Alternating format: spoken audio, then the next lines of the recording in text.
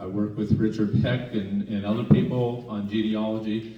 And when John invited me here, he said, "You live where?" And I said, "Well, I live in New Jersey." And I thank him for lowering the gas prices before I got here. And I thank him for lowering the temperatures. So, you know, gas in Ohio now is like, I can't believe how low it is. So I'm filling up, and I can't believe that it's a nice day because Jeff tells me it's getting very warm in here.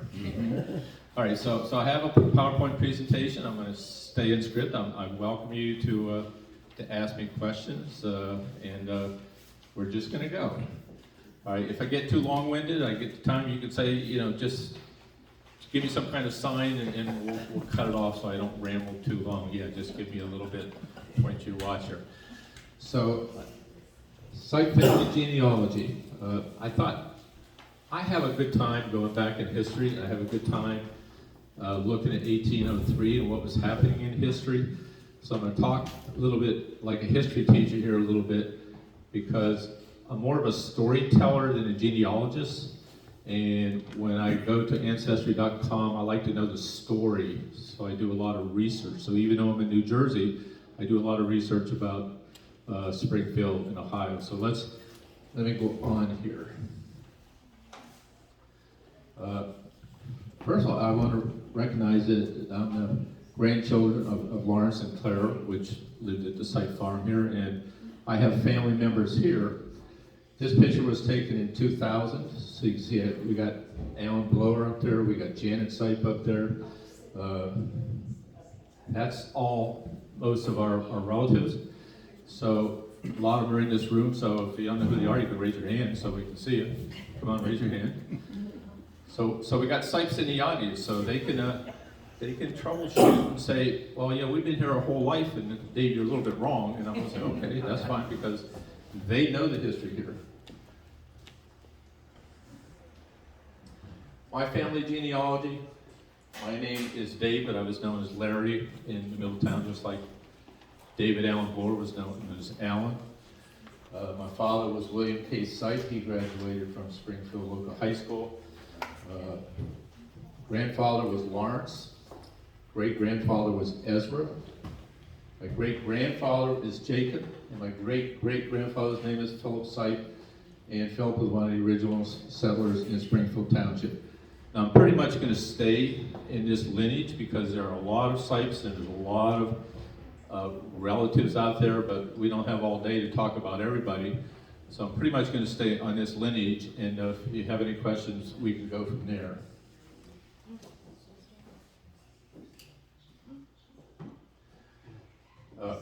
References and background.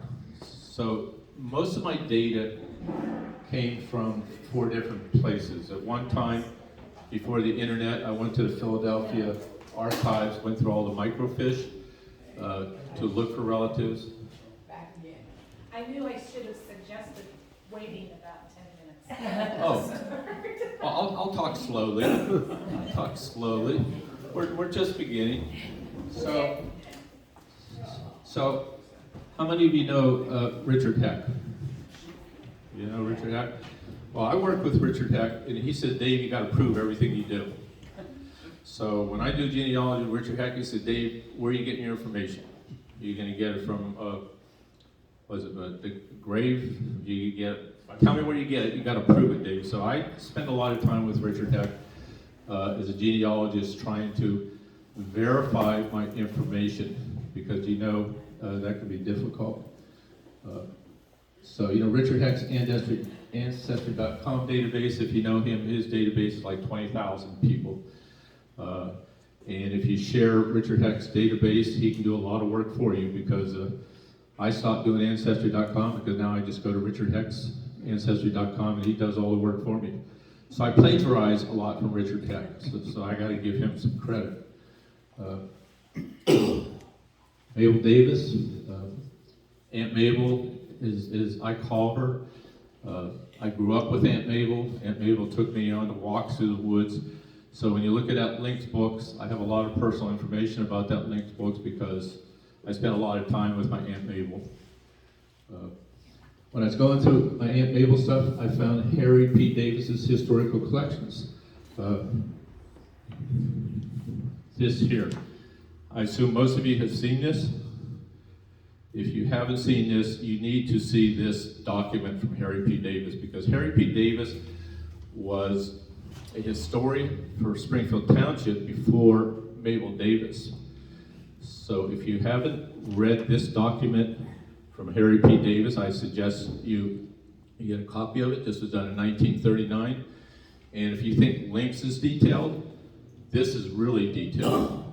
Yes? Jim and I are his grandchildren. Really? Well, then you know about this document.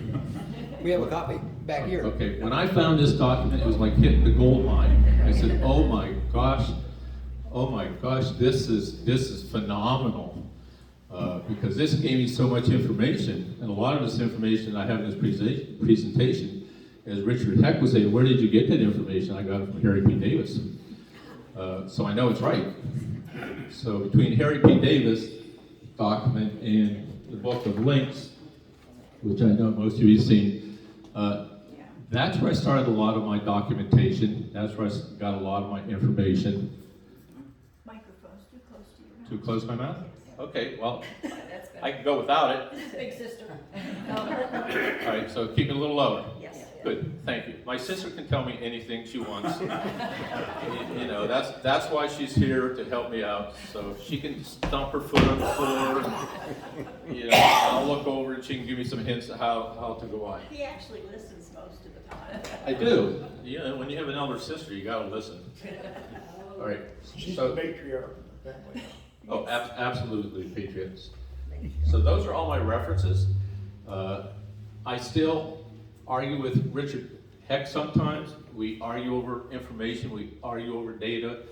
I send him pictures, he sends me pictures. We argue over the date, we argue over the years, and sometimes he says, David, if you and I say it's true, it's gotta be true.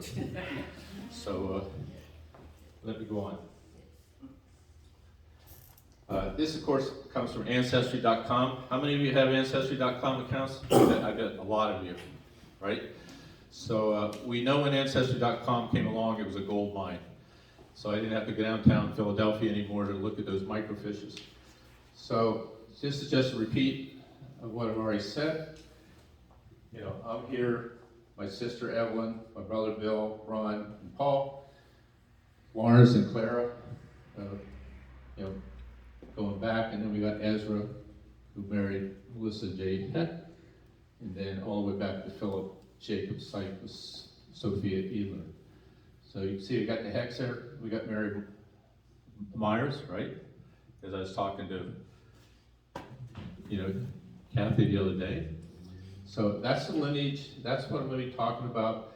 And I know there's a lot of Sipes and other people that go off here, like we were just talking about. So I'm not going to talk about the entire Sipe ancestry because we don't have enough time.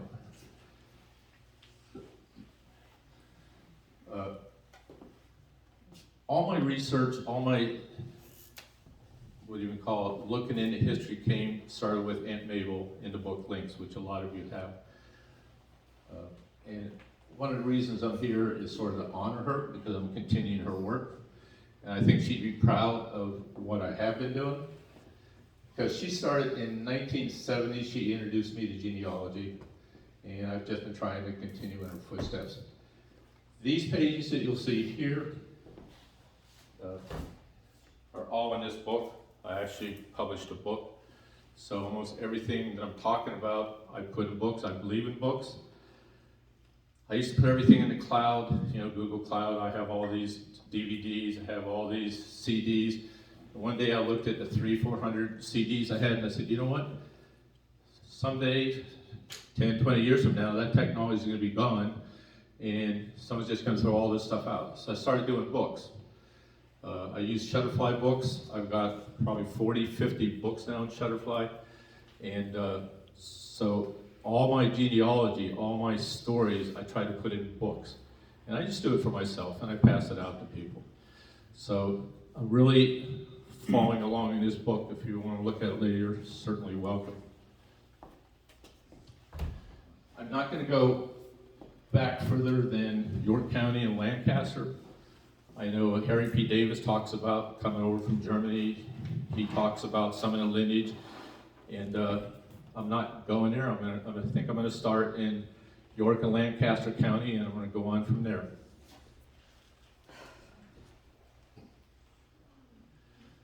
I already talked about my Aunt Mabel.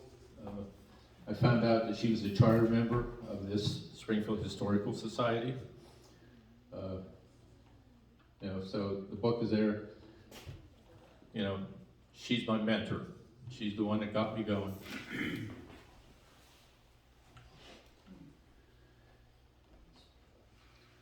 So I talk about her, and almost all my stuff that I have, a lot of it came from her. Like the one thing I have her here is her yearbook from 1946 from Springfield Township. I found this in all my stuff one day. It has her picture. It has the class of 1946. You see there's pictures here of 95. But this is actually her yearbook of 1946. So if anyone would like to look at it, it's an interesting book. David, we have the two diplomas that Mabel got for her education, Really? right out in the kitchen. Well, I'm gonna go look at them. Dave, I might be wrong, but I believe Mabel was the first woman to graduate from Western Reserve University with a 4-year teaching degree. Yeah, I have an entire book on her life. It's like 100 pages long. So, I researched my Aunt Mabel. I researched her trips to the West Coast in 18 and 19. I have all her pictures. So if anyone's interested in Mabel Davis's history, I have a 3-ring binder with like 100 pages in it of everything to do with Aunt Mabel from the time she took her horses to Springfield High School, the time she went to Canfield Normal School, the time she went to college, became one of the first teachers in Ohio with a high school degree. There's a lot of interesting information from my Aunt Mabel that I ended up with from Aunt Doris Wooler. It was just fascinating stuff. If you're interested, I have a 3-ring binder that could show you her Model T drive all the way out to California back in whatever it was, 1919. That's some interesting stuff. Well, the reason I said that, Dave, is because most teachers only had a 2-year degree. Yeah. So, this is a special DVD that is my tribute to Aunt Mabel as I knew her. Aunt Mabel, to all of us in the family, was born 1986. July 19th, I sat down with 1893 Mabel and passed Davis, away April 29, 1990 at the age of 96. videotaped her She's left an on imprint many people VHS. who lived her life to the fullest. She truly strived to excel throughout her life in many different This paths and tape succeeded. is 2 hours We've all long. benefited from her experiences and knowledge she has 2 acquired. hours of her rambling about Springfield Township, New Middletown. So a lot of the gossip, a lot of the old time stuff. She talks about New Middletown and Springfield, and sometimes we wish we could sit down with our generation and videotape it and just get them talking. And that's what I did with Mabel Davis in 1986. She talked for 2 hours. I actually have the whole 2 hours here in DVD. I said, well, let me just show you 1 minute of it, because I wish more people would do this. I wish more people would sit down and with today's technology and say, just start talking. Just start talking. Because we lose so much of this. That's 1986. I'm not going to play the whole 2 hours. But that's what started me down this path. So it just goes on and on. So so I'm going to turn it off now. But I just say that because it was phenomenal to just tell her, start talking. So probably a lot of history here, maybe some stuff you don't even want to know, but she went on and on. All right. Okay, so I come back to Harry P. Davis because I'm serious. That paper has so many details about Springfield Township that I was in awe. So I looked at the different pages. Here we start talking that he talked on page 8, he talks about Peter Musser purchasing land from Philadelphia land office. And he starts talking about the white settlers who would come here in 1801. So on page 9, he talks about coming here with the Musser party and the old ox teams, the pack horses coming through the Allegheny Mountains and settling in Springfield. So he goes on page 22 to talk about John Bate, section 14 with Philip Sipe coming from Lancaster, and John Shoemaker, Sipe were companions on the journey. So that was the first time I confirmed that the Sipes really came here with John Shoemaker and all the other first settlers. Because before that time, it was just my Aunt Mabel talking to me. So, you know, you believe whatever your aunt tells you. I think she told me I was related to Johnny Appleseed. I don't know if that's true or not. So, you know, so you look for details. And this document really is the foundation for everyone that was coming to Springfield in 1803. The other big part of my research was it's about the land. It's about the land and how people came here and how they got the land to settle in New Springfield. And there's a lot of history how people came here to land, and you might know a lot of the history, but at that time you had to apply for 640 acres, and that started in 1785. It was $2 an acre, and when they came here in 1803, it cost $1.25 per acre for 640 acres, so it was $800. So $800 to come here from Lancaster, York County, back in 1803 was a lot of money. So you start thinking about, wow, you know, how did they do this? And that's where the storytelling part of it comes.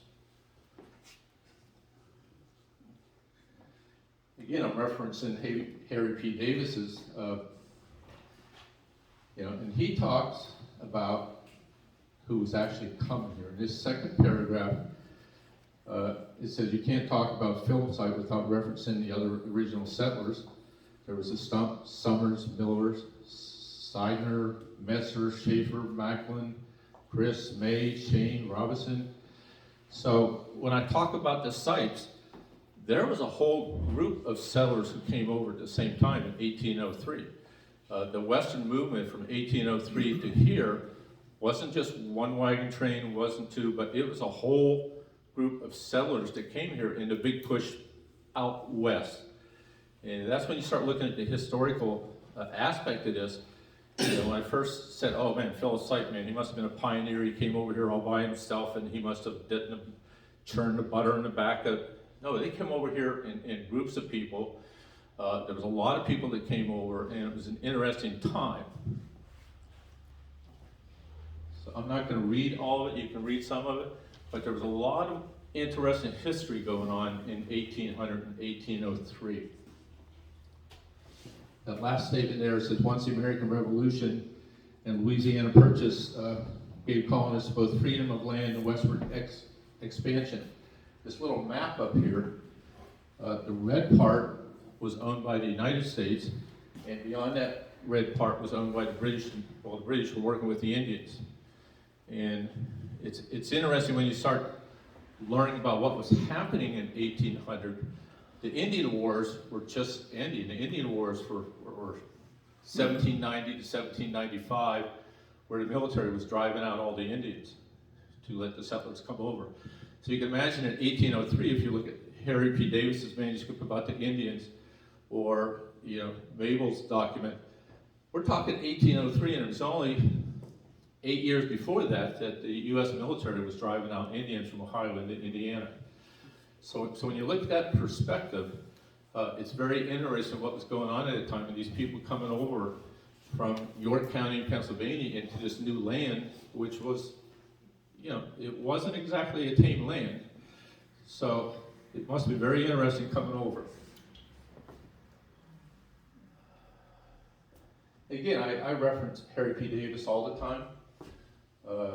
It talks about why they came here as teachings. people were noted for their large families, prosperity, patient industry. And the last paragraph on page 8 talks about Peter Musser being the first settlers. And as I've already said, that there's a correlation with Philip, Magdalena, and a lot of other relatives here. So they actually come over as a community, and you start thinking about, wow, that had to be phenomenal. Because I just drove here from Philadelphia to Pennsylvania Turnpike, and I'm saying, how did they do it? You know, because I'm not sure it's much better with the Turnpike today back there with wagons, but.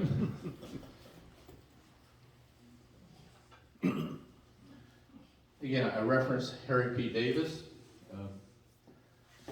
When I started living in New Middletown, it was State Route 90.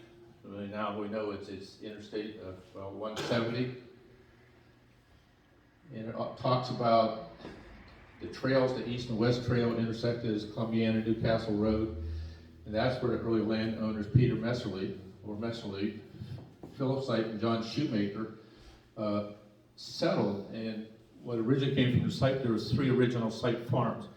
And of the 640 acres, they started dividing up this acreage. And I think back in those days, how did they know how to do this? Did they have surveyors? You know, so you start thinking, I'm coming over by wagon train, how do I know where to stop my wagon? You know, how did they do that? You start thinking the challenges they had, and it's like, that's what I start thinking, and it gets interesting. You see, I reference Harry P. Davis an awful lot. And so, really, if you haven't read that, it's something you should read. It's really interesting. I go back a little bit here when I was here. You know, when I left here at 60 years ago, my dad was the first original, I don't think it was called Nevins back in those days, but my dad owned that store. I was a little kid for that store. It was a Golden Dawn. Golden Dawn, yep. Across the street, I don't know if you remember, there was a gas station with a man named, his name was Woody. If anyone remember Woody? Woody Woodburn. Woody Woodburn. So it's just references that a lot of them I'm going to go into right now is coming from Harry P. Davis. So, you know, that's a great document. People that owned the Golden Dawn, the name was Lowry. Yeah. All right, so now I'm getting to 1803, Goodbye, Pennsylvania. I reference links. I think most of you have the links books, and most of you have read it. But it talks about how they started to come here. And do I know if all these words are correct word for word, but a lot of these come from Mabel Davis. And she really, I think, took some liberties. But when I looked up there, Philip was born in 1778. He was 25 years old. Molly, or Magdalena, was born in 1785. She was 18 years old. So here, you could think today, if we all have grandkids since when we were that age, here is a young man, 1785, and a young lady who was only 18 years old, and they're picking up with Magdalena's parents, and they're going to sell all their property, and they're going to move to Ohio. Now, I used to think that Philip was this great pioneer, that he knew all this stuff. And as I did more and more research, I found out he was just a young guy who got married to Molly, and it's actually Molly's parents who did all the traveling. It was actually Molly's parents that had all the money, and it was Molly's parents who made the trip to Ohio, and Philip and Molly, they just came along for the ride. So, you know, when I found out, I said, oh, Philip wasn't that great pioneer at all. It was Philly and Molly's parents that these two young people just got married and went along for the ride. So as you start doing research, some of your theories about how great your relatives were and they were the first pioneer, no, they were just one of many. So that's what I found out here. Oh, and it says here at that time you had to buy at least 320 acres. The price had gone to $1.25. And of course, this was the government's way of pushing people west. This was them driving out to Indians, to settling out west, Ohio, Indiana, Michigan. But we'll go on. I researched Route 30 because I was interested in how did they get here. And of course, there's no way I would go on Route 30 today because it would take me 3 days to get here driving my car on Route 30 because Route 30 is a miserable road around Philadelphia. But Lancaster was where the Conestoga wagons were built. That's where everyone was coming west from. They all started around Lancaster because Lancaster was the center, the basic road that came out west to Pittsburgh. So everyone went on that road. And what I found was interesting is, let's see if it says here, back in 1972, there was actually a Philadelphia-Lancaster Turnpike. There was actually 13 toll gates that they actually had to go along this turnpike and pay tolls every so many miles. And that was back before 1803. And that was the main route from Philadelphia to Lancaster. And then from Lancaster, you go on to Pittsburgh. And from Pittsburgh, they either came on to Ohio, or a lot of people got on the Ohio River, and they went to St. Louis, and they went out west. So Pittsburgh was the pathway to the west, and it was also a pathway into Ohio. So I found Route 30 very interesting, because again, when I was younger, I thought, oh wow, here's Philip coming over in his one wagon, you know, dragging the milk, making butter behind. No, this is a well-traveled path. And I think Pittsburgh at that time, they probably had a couple hundred houses. It wasn't just barren land, it was well developed. And that's why everyone was pushing out west. This is just from the book. So it's a repeat of a lot of things I've already said. 1803, Ohio qualified for statehood. And then as I was researching, I found out the government messed up the paperwork. And it really didn't become a state until 1954, and then because Congress forgot to sign the paperwork. So in 1954, they found out Ohio still wasn't a state, and so the government had to pass a new law saying we're going to recognize 1803 as Ohio as a state because we messed up. So you find interesting facts like that as you go through this research.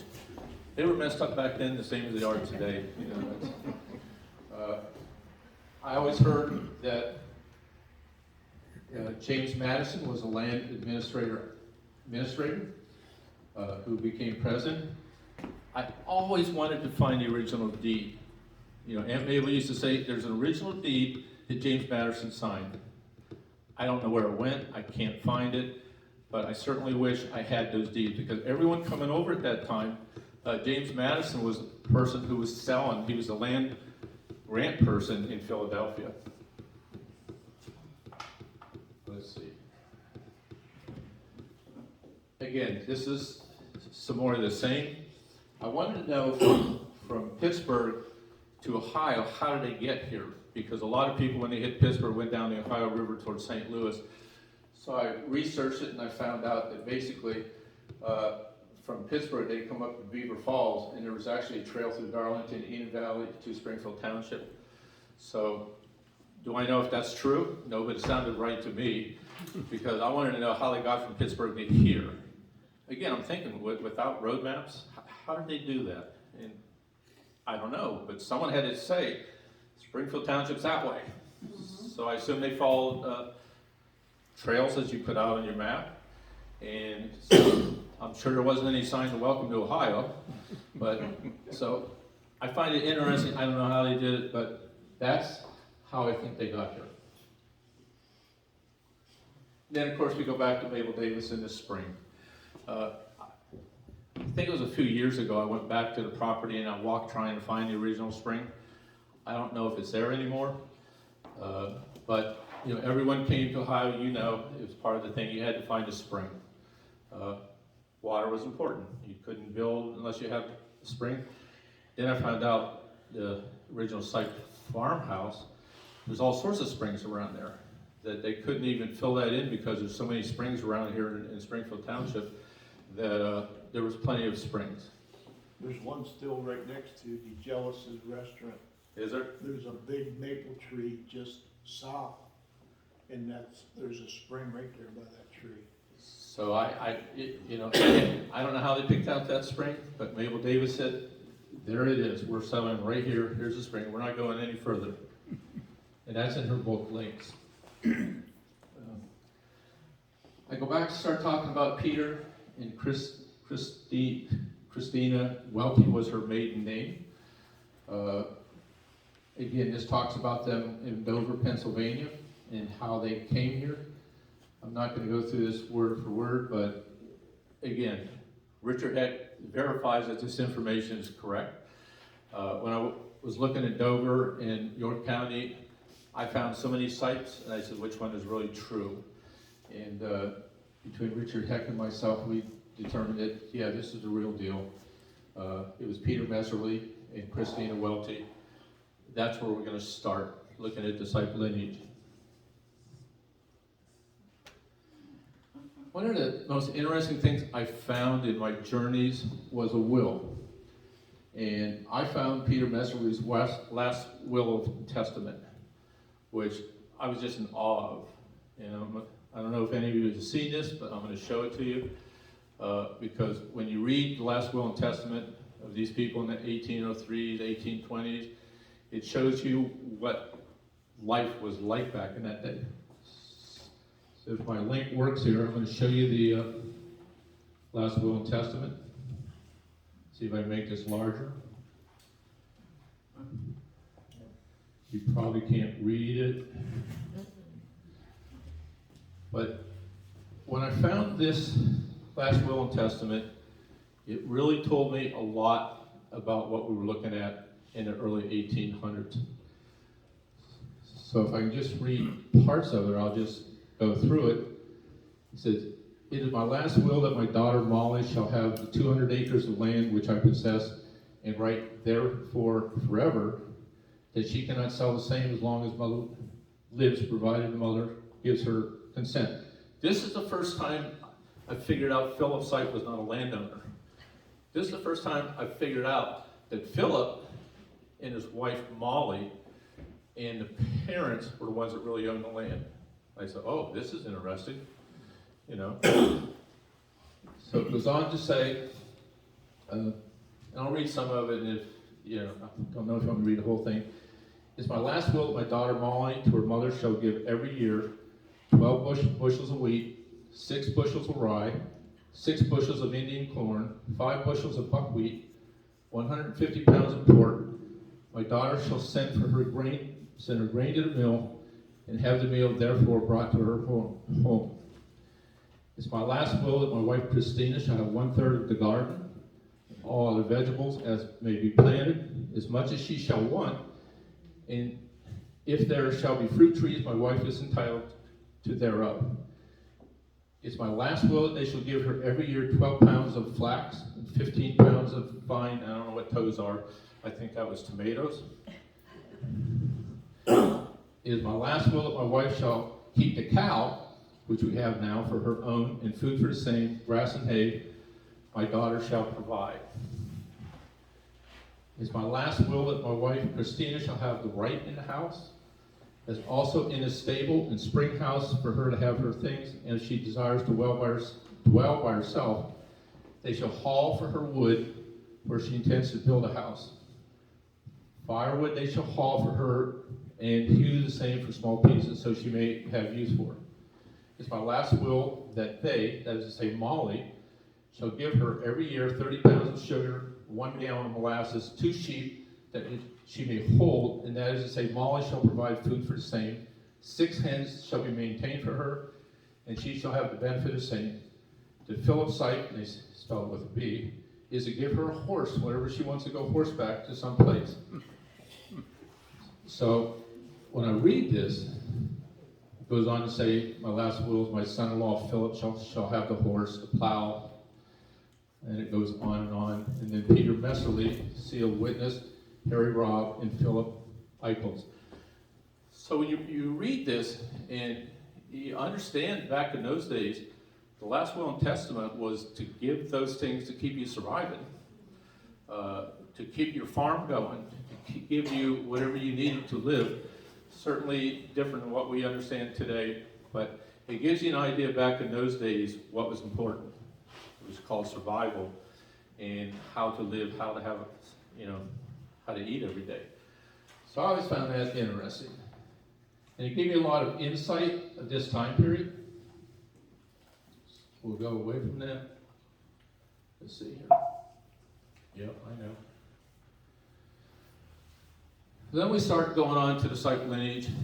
And again, all this is coming from Ancestry.com. All this, Richard Heck and I go over. And again, I'm not going to go through the whole thing, but Philip Sipe, as he was born in 1778 in Adams, Pennsylvania. His father, Manuel, was 27.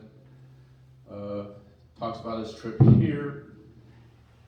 And basically it goes through the entire lineage, which any of you in Ancestry.com know you can go to and do their profile and come up with all these dates of exactly all the relatives. And I'm not going to go through all that because there's really no story to it. It's just that here they were, this was their life. And if you do Ancestry.com, this stuff is all out there for you.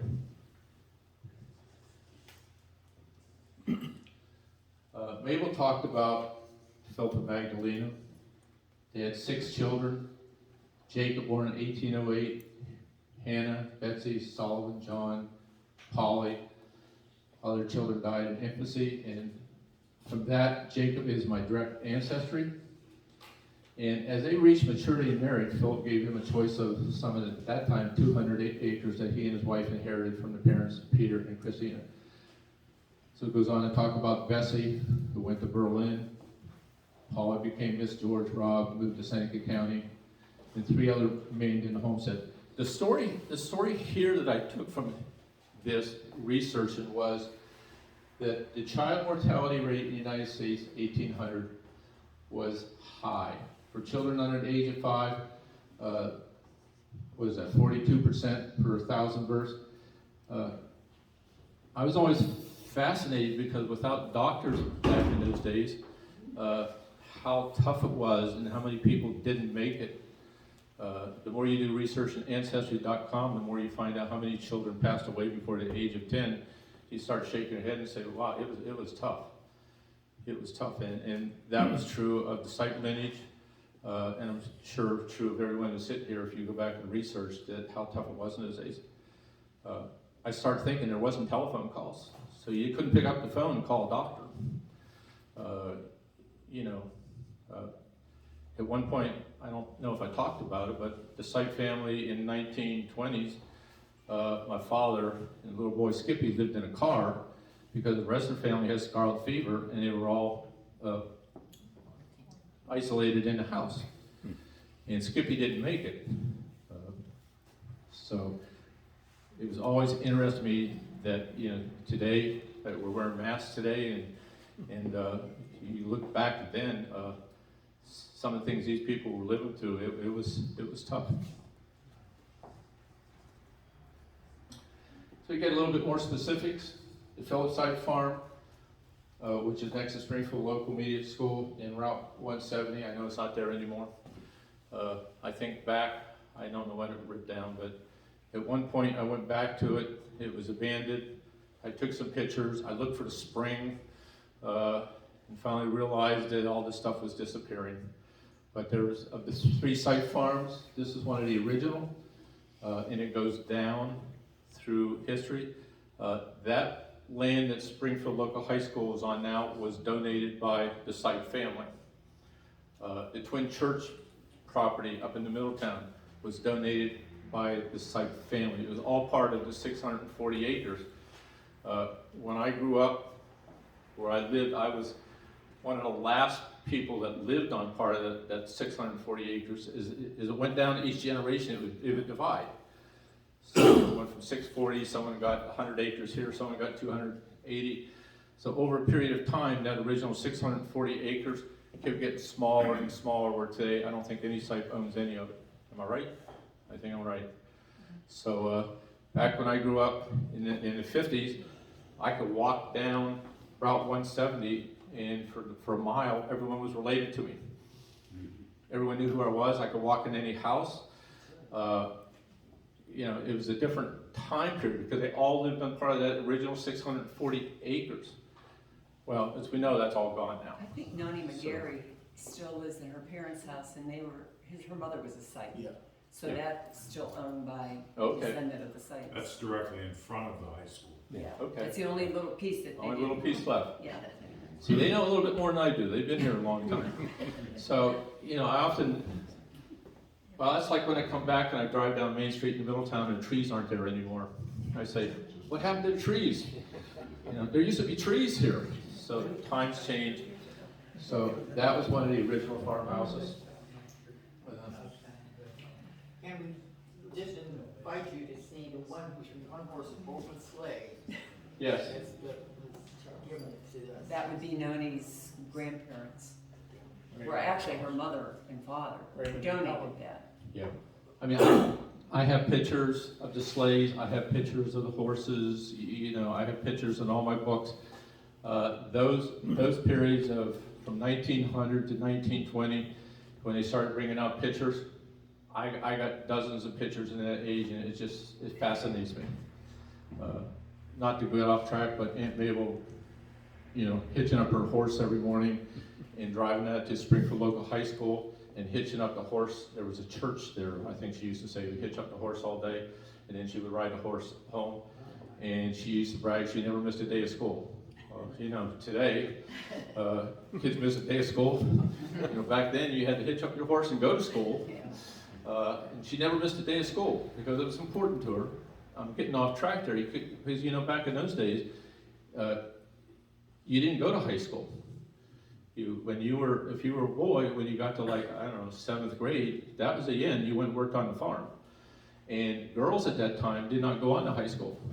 So I'm getting off track a little bit about my Aunt Mabel again, but so we'll go on here. So Jacob married twice.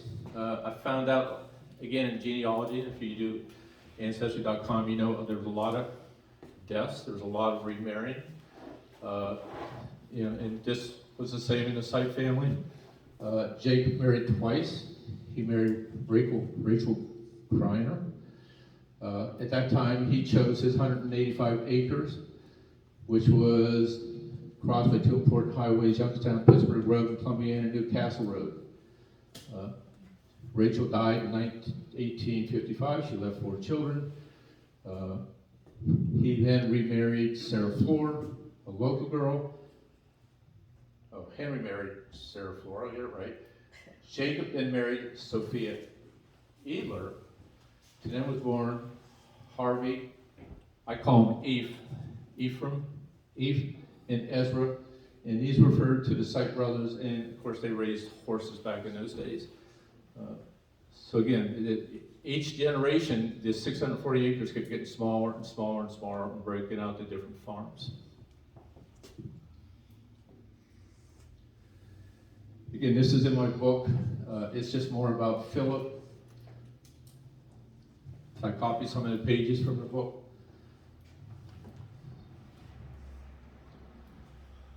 So just talk about Eve for a while. Eve, son of Jacob and Ezra's brother, Eve Sipe. There was Harvey and Ezra. They lived out in the farm, and of course they were interested in horses, and they had the Sipe brothers, Eve and Harvey and Ezra, and they raised Italian stallions, which they said is the English king in the West. So I often found that interesting because I always read the small print, and it says terms $5 to insure a living colt payable when foaled. All insured mares must be returned regularly. Persons parting with the mare before foaling time will be held for insurance money. So you look back in those days, I mean, again, I stop and think as a storyteller, they built barns, they built houses, they brought horses here, stallions. So it really was a robust time, and you start to think it must have been a huge community effort. And it's what, at least where I live in New Jersey, you don't see that anymore. Because back in those days, you go back when church was powerful. Everyone would come to churches. That was their meeting places. And if you needed help, everyone would come together and you'd build a barn together. And so it was an interesting time where the communities came together. And I look back at this time and what was going on, as you know, the history of Springfield Local, there was a vibrant businesses going on at this time in this township, and everyone played an important part. And the Sipe brothers was just a small part of Springfield Township in their development of this whole area.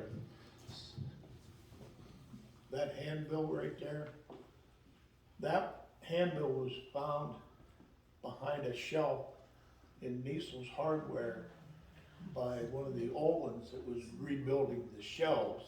And he tore the old shelf out, and those handbills were in behind Cool. the shelves. That's how they were lost until that point there.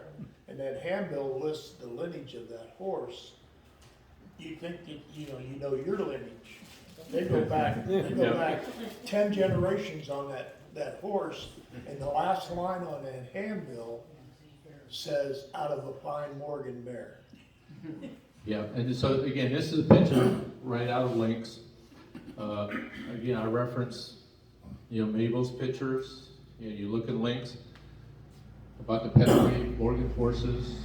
So we're getting from the 1800s. We're starting to get into 1850s towards 1900, and really, my research, I sort of go back to these years and say what was happening. Of course, we're getting past the American Revolution and into the War of 1812, into the Civil War, and not going into depth on any of that stuff, but just focusing on that, the Sipe family at this time was playing an integral part in Springfield Township, and as were a lot of your relatives. So this is a pretty interesting time. Thinking at this time there still weren't cars, there still weren't telephones, and it often fascinates me when I look at the barn, which burnt down in a fire, I don't know how many years ago, to build these kind of houses and structures. To me, I say, how did they do that? Look at the. So, again, that's in Mabel's book. Again, I'm not going to read this. This is Ancestry.com. It talks about the story of Eve. It's all just Ancestry.com. And he raised a pedigree horses. His brother was Ezra Sipe, which is my great-great-grandfather. A little bit more about, as I call Eve. Again, this is just repetition. He married Stella Myers and was talking to Kitty, not Kathy, Kitty about the Myers family. She gave me all the lineage of the Myers, and again, when we start talking, it's amazing how many of our families are intertwined around Springfield Township and New Middletown. And you start doing the research and say, oh, we're related. That's interesting. So it talks about the four daughters, Vera, Hazel, Ruth, and June. And of course, the Eve farm, it was sold to Rudy Olin, which I know you did the history with Rudy Olin, who built, I'm sure you talked about, built half of the New Middletown and was involved in almost everything. I'm just going on now. I'm not going to spend too much time, but I almost wanted to stop at the twin churches on the way here. I went to the twin churches as a kid. I went to church every day, and the stained windows there have a lot of the history. Each side window is in the twin churches, and I've often said to Richard Heck, one of us needs to stop at the church and take pictures of all the other stained windows and look at all the ancestors from Springfield Township in this area that are in stained glass windows. So I didn't get a chance to stop there. So if any of you get into church and you want to take pictures of all those stained glass windows with all those names, I'd love to do a book on the history of the twin churches and all those names and all those stained windows. I keep telling Richard Heck, we got to do this. We got to research all these names in that twin church. We got to do a book on it. I think that would be an interesting project. So if any of you have any connection with the church, if you want to take some pictures, send to me. I will do a book for you. I will do a book for the church. I'll research every name in that church. through Ancestry.com, and I will do a book and I can donate it to the church because I think that'd be a fascinating project. So that picture was taken. Dave, were you a Lutheran or a UCC people? What was the church back in the day? German Reformed is. German Reform. Then it went, it was German Reformed, and they joined the United Church of Christ. All I know is my Aunt Doris, Alan's mother, would load us all up in a car every Sunday morning, and Grandma, and we would go to the church. I don't think I knew the denomination, but I know his mother taught me Sunday school.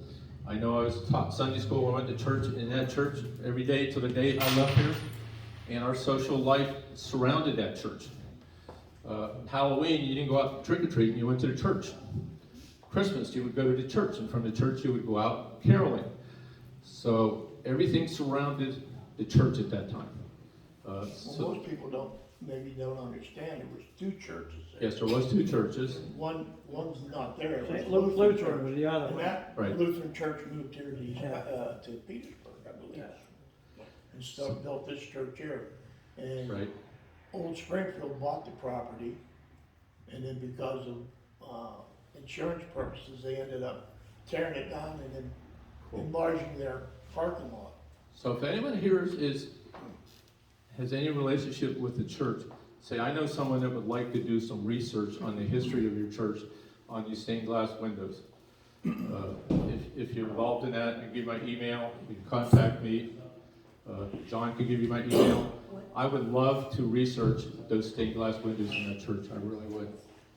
Again, that was taken in 1997. So here's just another one of the farms, Albert Vaughn's home. Again, this is in Aunt Mabel's links. It was another one of the farmhouses. And I know talking to Kitty and other people here, there were a lot of relations coming down to Ancestry.com for the Vaughn family. Is that house still there? Yes. That's the one, Yeah. that's the Barn's same gone, house the house with is two there. white horses here. Right? Okay, same house, but the barn is gone now. Yeah, barn burned down. Yeah, the barn burned down. Yeah. I had this picture. I found it one day, and I said, wow, this is a great picture. So I just had to throw it in there.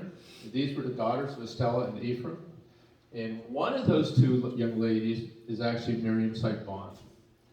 I don't know which one of the two they are, but I thought it was such a cute picture that I had to throw it up here.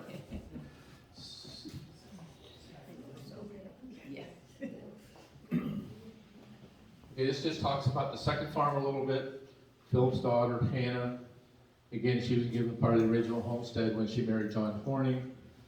That's the first farm south of the church and cemetery properties that consist of 200 acres. And again, they had 4 children, 1 son, George, and 3 daughters. So again, this is all out on Ancestry.com. Talks about John Sipe. He was the 3rd child who chose to stay in parts of the original 640 acres. He married Colleen Catherine Paulin. This is where we talked about David Sipe. Someone asked me about David Sipe earlier. David inherited farm, married Amelia Hammer. They had 5 children. And in links, as Aunt Mabel said, Charles was the youngest son, owned approximately 50 acres of the original homestead. He sold a large portion to the Springfield Township Board of Education, and that's where the intermediate school was built. And I still say I'd love to find that original spring. I'm sure it's not there anymore. I'm sure it's got in a culvert now or been. Well, in conversation, when they put the trailer court in there, they had problems with trailers that were They're all- sinking, and they they're all couldn't sinking. figure out why. But there was actually 7 springs Yeah. on that piece of property. Yeah, so who knows? But it goes on to Ezra. I never met Ezra. I did. I did. Yep, a couple of them did. I mean, I wish I could meet Ezra. I wish I could talk to Ezra because these are my Aunt Mabel's words. He was a scholar, stubborn, good-hearted person. Not to read this whole thing, But it sounds like, well, here it talks about the bobsled for winter, which is one I'm sitting right over there. And they talk about sleigh riding. They had their 2 horses, Dick and Doc. And, you know, I have pictures of Dick and Doc in the farm, and people used to ride them, and that was the age of horses. I actually, They were not, Actually rode them? yeah, so did I. How am I doing in time? Am I running too long? Yes. You're good. Good? Okay, I'm almost done. Say it's 20 after 3. Yeah, I'm coming to the end of the site lineage. I don't want to get too much of depth because I want to make generalities of this age. Sitting here, that was the old farmhouse. That little girl in the picture was, I believe, was my Aunt Carol. I was always fascinated by the spring house. This, of course, it was ripped down, the old barns in the background. you could see the spring house there in the lower right corner. We talk when we get together as a family, going down to the farm with the spring house, with the ladle, and drinking right from the spring house, where the milk cans were, and we have. Yep. Some of us still have memories of that. They're sitting here, so I call that the community house. I think almost all our relatives at some point in history, as probably a lot of your relatives did, if there was fires or disasters, they all ended up at the original farmhouse living until they get in their feet. And they talk about it takes a community to bring up a family. This was a community family house, and some of them sitting here have a lot of good memories of this farmhouse, which is no longer there. Again, this is just from the book. And it talks a lot about Ezra. In this period, I have a database starting in 1910. 1910 every year, 10, 11, 12, going up to 2023. I have a file folder and I have pictures. I have hundreds and hundreds of pictures this time period that I'm trying to put in these books. Because I believe the only way to retain this information, retain these pictures, is not put them up in the cloud, not put them on a CD, but to put them in books. And I'm finding these books will be there forever. That people don't like to throw away books. I find that's my way of preserving history. So, that's my hobby. That's what I do almost every day. These are just some of the pictures. Those 2 horses were Dick and Doc. That was my dad when he went with, I think that's Ezra, Yes. and went away to World War II. So there's a lot of great pictures started coming out in 1920 and 1930, as probably most of you know. Only one of those horses was Dick. Okay. The other, Doc was a black horse. He would know better than me. After you told me. Okay. I'm just speeding on now. L.B. Sipe and coal. My grandfather, he ran the coal business. This came off of the house in Main Street, right, Janet? Yep. And I remember coming here, I forget when, 90, I took my chalk out. I took the chalk and I highlighted it and said, yeah, this is where I was born. I was there when I was 1 year old. Yep.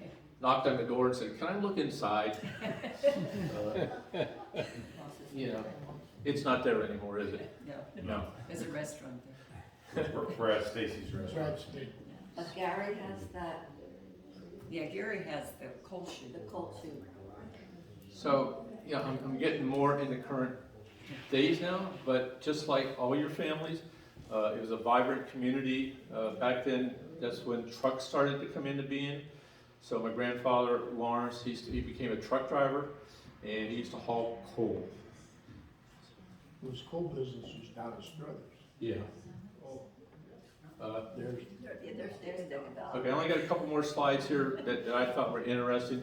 I always admired my grandmother, Curly. I came across some original documents, and she used to name all her cows. And she used to write on there, number 4 was Jersey heifer. Their due date was 2/20/45. And I was just always fascinated that my grandmother was one of the last farmers in the original farm that they were real farmers. So that's her picture.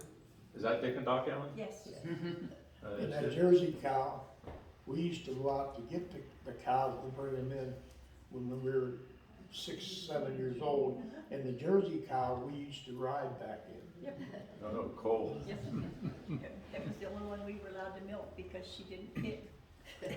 And just finishing up, because then we went on. Their family was my dad, who was William, who went to Springfield Local. There was Margaret, John, Ruth, Doris, Larry, and Carol. And unfortunately, they've all passed away now. So again, I think it's Doris Blower, right? Doris and Blower, Yes. Alan's mother, Doris Lucille. Doris and Lucille. And your dad was known as Kenny, was known Kenny. as William. Not William. And Margaret was Kenny. sis. Drove a bus for Springfield High School for a while, but anyways, not to go on and on. Again, I emphasize this because I make a book for each one of them to keep them alive. And I think I have samples just to show you. Maybe, hold on.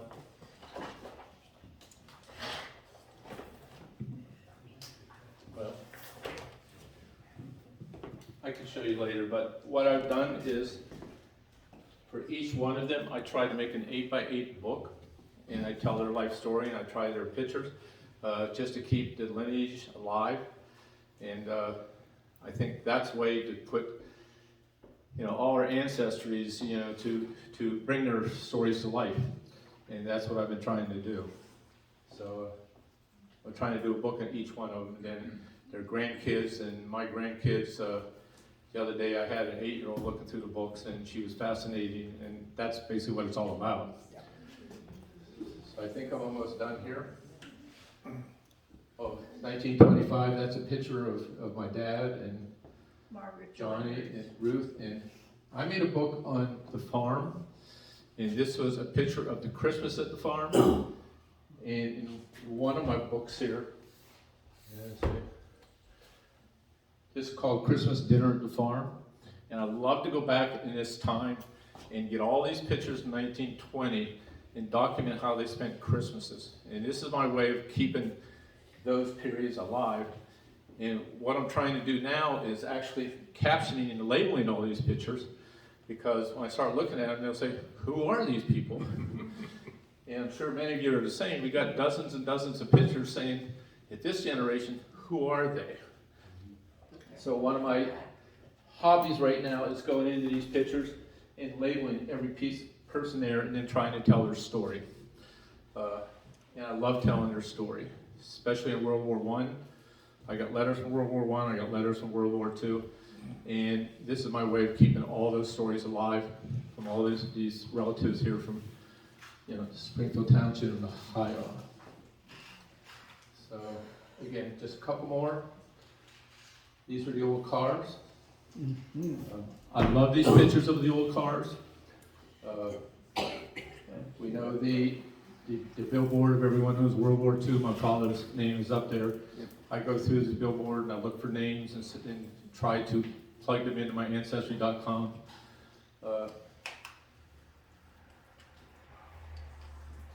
And of course I love Canfield Fair. Who doesn't love Canfield Fair?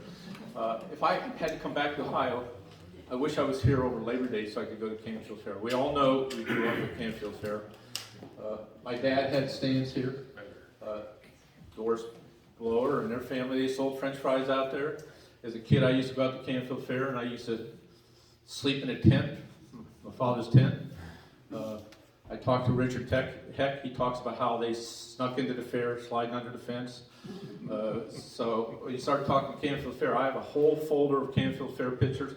And someday I'm going to do a book just on Canfield Fair in my youth, because I actually sold candy apples in the stand as a young kid. And I can tell you, candy apples didn't sell very good. That was forever made. Yeah, I wish I could sell popcorn or something else, because candy apples was not a hot item at the Canfield Fair stand. But yeah, I've labeled all these pictures. My Aunt Ruth is here, some of her friends, and as you know, it was great times. Great times. So that's it. Oh, a little bit. song at the end there. So that's my Sipe lineage. I hope you enjoyed it. I think you can identify. I know a lot of you can identify with what I just said. I love the 1800 period. I love finding stories of these people because to me, without the story, it's just genealogy. Just curious, David, is there anyone else in the audience? Yeah, let's see. Aside from the Sipes that can tie to the Hex, or the Messerlys, or the Bounds, or any of those families? Stand up. I was married to one. Oh, that's right, you were.